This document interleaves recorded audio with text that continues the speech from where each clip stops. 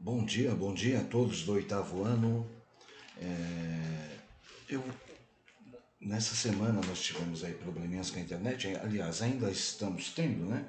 Então, por conta disso, eu vou voltar lá a matéria da página 224, a apostila 1 ainda, tá?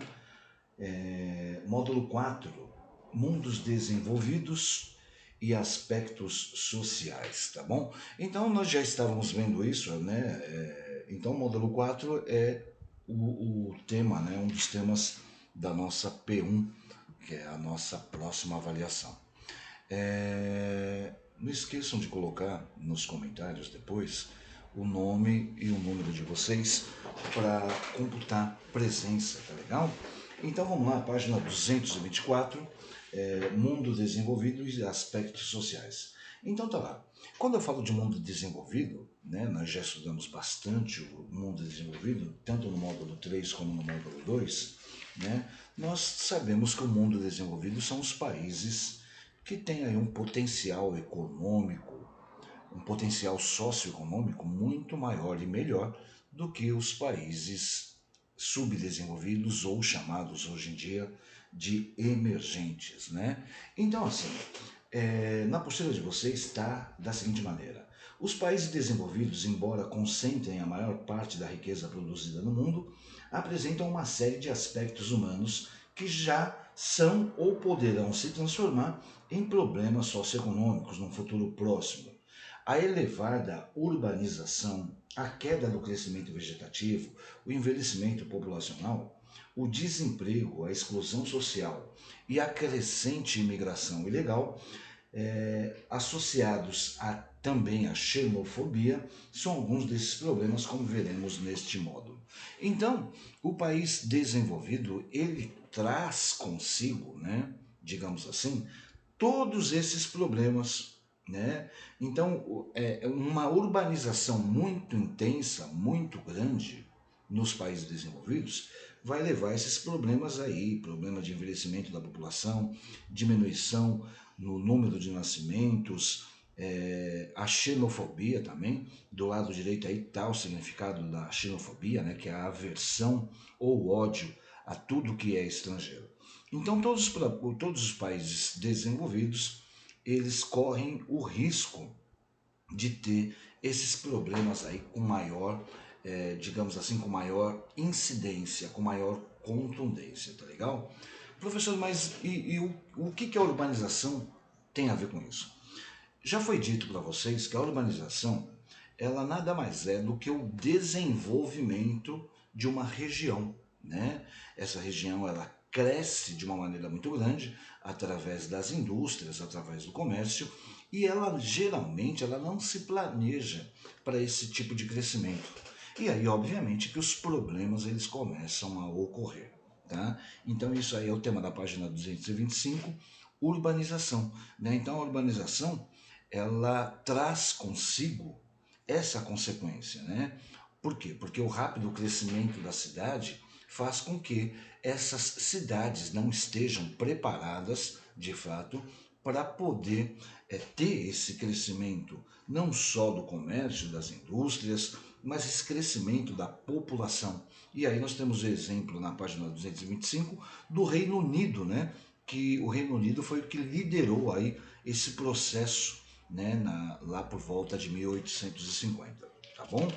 E aí nós vemos um gráficozinho, né? Mundo, crescimento da população urbana. A população urbana, ela cresce de uma maneira vertiginosa. O que é de uma maneira vertiginosa? Muito grande. Isso em virtude do quê? As pessoas que estão no campo, quando vê uma cidade se desenvolvendo, obviamente que elas vão atrás de melhores condições de vida. E essas melhores condições de vida geralmente são encontradas aí nas grandes cidades. Então isso leva a um rápido crescimento aí populacional, né? Porque os centros urbanos, eles têm essa coisa de atrair as pessoas do campo, né? E das outras regiões. Vamos lá.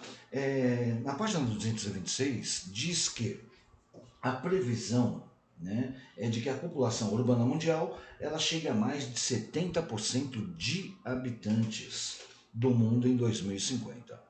Professor, isso é uma estimativa coerente? Sem dúvida.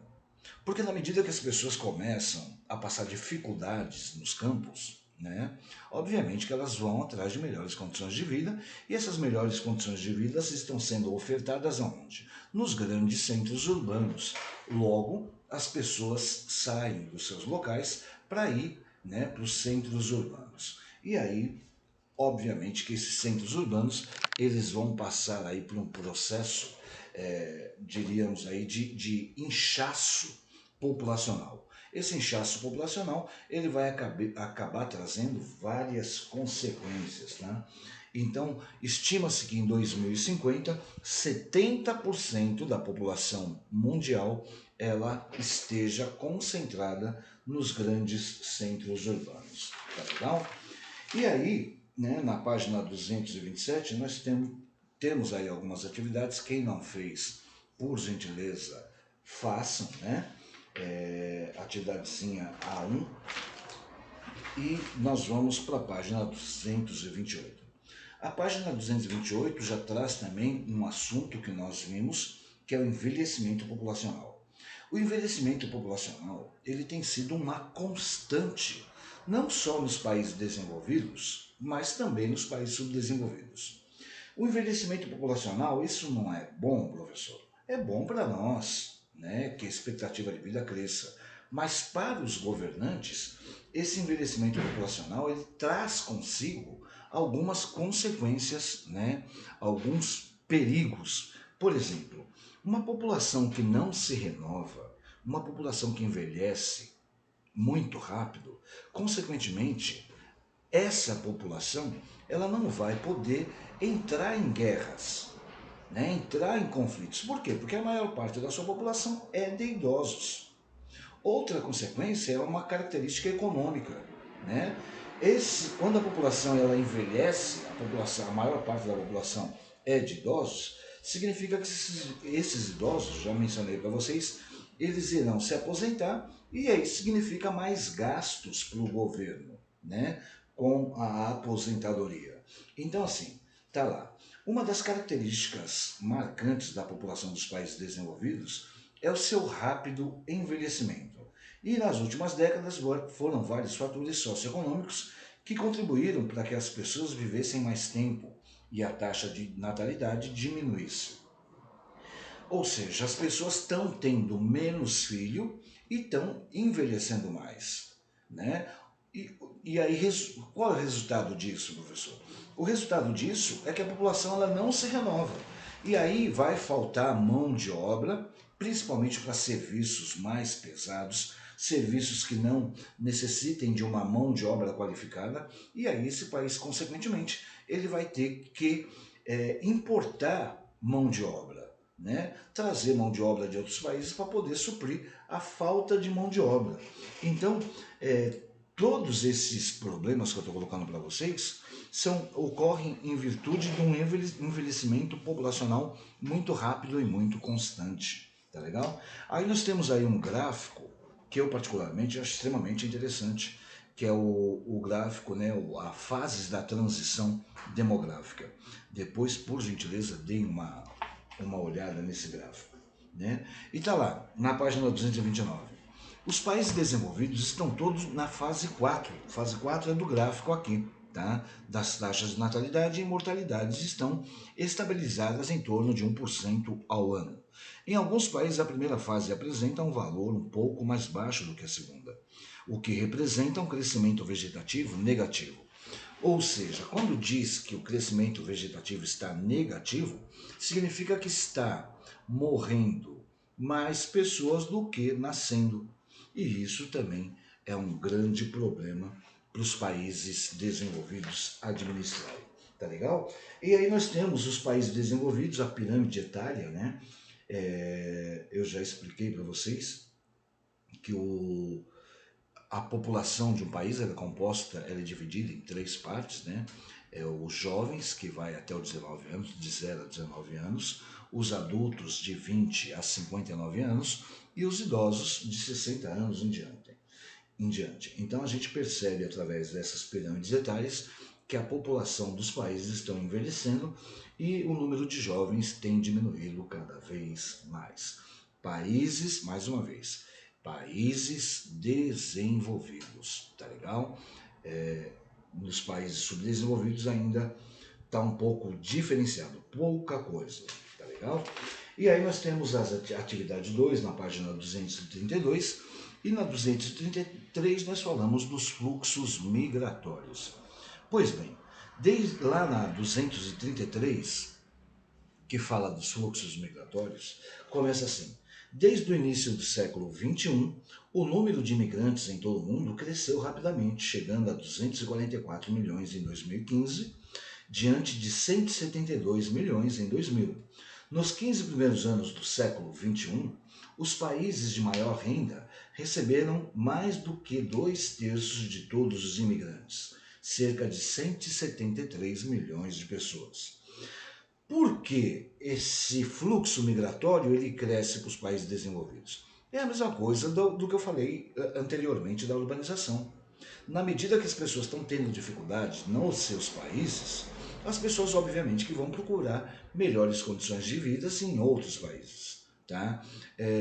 A gente sabe, todos sabemos que os países desenvolvidos eles têm uma defasagem de mão de obra desqualificada.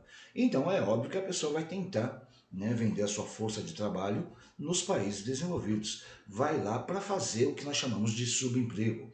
Vai lavar carro, vai lavar prato, vai trabalhar de segurança, serviços que não necessitam de uma qualificação. Tá? Então, esses fluxos migratórios, eles nem sempre são legalizados. Esse é um dos problemas também enfrentados. Eles nem sempre são legalizados e aí, consequentemente, vai acontecer o quê?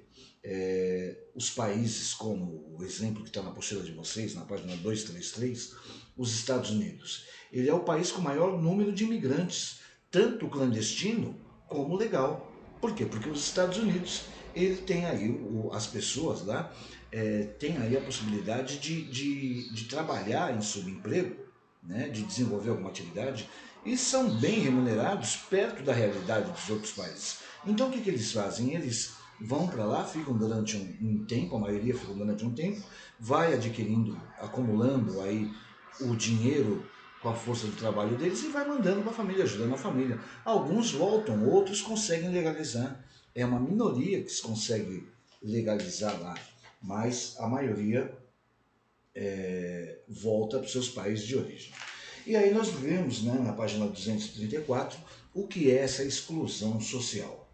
Então vamos lá acompanhar comigo na página 234. Olha lá. Durante muito tempo a pobreza foi medida de forma quantitativa, ou seja, pela quantidade. Levava-se em conta apenas a renda da população. Para isso, o dado mais utilizado era o índice da ONU, conhecido como Dia Internacional de Pobreza, que aponta a parcela da população que vive com menos de $1.090 por dia. Em 1990, cerca de 37% da população mundial vivia nessa condição. Em 2014, tá? Em 2014, como traz aí esse dado, essa parcela deu uma reduzida, tá? Essa parcela deu uma reduzida, e essa reduzida não foi muito significativa, de 14% pulou para 12%, e $1,90 aí é R$8 por dia, né? É quase uma condição subhumana, tá legal? Então o termo exclusão social, se vocês quiserem grifar depois, está na página 235, o termo exclusão social, como traz na apostila de vocês, foi utilizado pela primeira vez no início da década de 70 na França, para se referir a um grupo de pessoas que mantinham padrões de vida abaixo da média das sociedades industriais modernas. Na década de 80, em muitos países, o welfare state começou a ser desmontado. A globalização provocou uma crescente privatização do setor produtivo, uma redução dos serviços públicos e a desregulamentação do mercado de trabalho. Tudo isso foi acompanhado pelo aumento do desemprego nos países desenvolvidos, especialmente na Europa. Esse aumento do desemprego é o que gera aí a exclusão social. Ou seja, As pessoas desempregadas praticamente não têm direito a nada. Tá legal? Então, assim, façam também a atividade da página 238 e na próxima aula a gente fala de desemprego. Então, hoje é 7/4, né? Na próxima aula a gente entra com a questão do desemprego. Se tiverem alguma dúvida, reporta lá no grupo, né? Infelizmente, essa semana, por motivos aí de internet, aquela coisa toda, que eu tô nessa transição, nós praticamente não tivemos aula ao vivo, mas eu espero que semana que vem a gente já restabeleça essa questão, tá bom? Deus abençoe a todos, forte abraço e estamos juntos.